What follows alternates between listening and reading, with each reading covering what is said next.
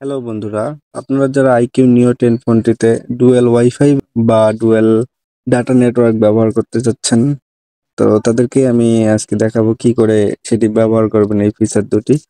তো তার আগে আমি একটু বলে নেই যে এই ফিচার দুটি কারা ব্যবহার করবেন। যারা গেম খেলে এবং নেটওয়ার্ক জনিত বিভিন্ন সমস্যায় ভোগে তাদের জন্য এই ফিচার দুটি আসলে খুব বেশি কাজে দেবে।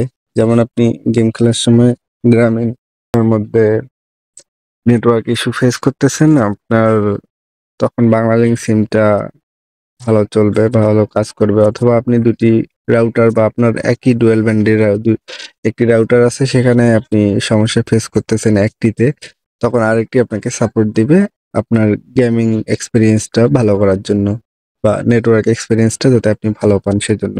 চলুন না আমি আপনাদেরকে দেখাই কিভাবে এটি করবেন।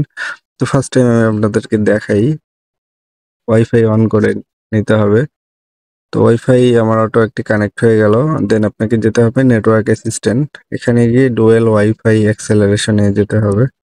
এখান থেকে আপনি আরেকটি কানেক্ট করে নেবেন। দেখেন আমার মেইন ওয়াইফাই আলভি 2.4 গিগাহার্জ এবং সেকেন্ড যেটা সেটি হলো আতিক 5 গিগাহার্জ কানেক্ট হয়ে গেল।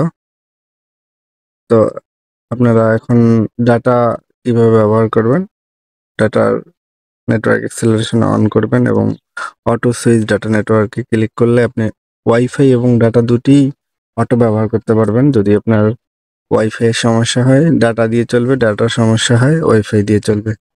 তো ধন্যবাদ, ভালো থাকবেন। ভিডিওটি ভালো লাগলে অবশ্যই চ্যানেলটি সাবস্ক্রাইব করে দিবেন।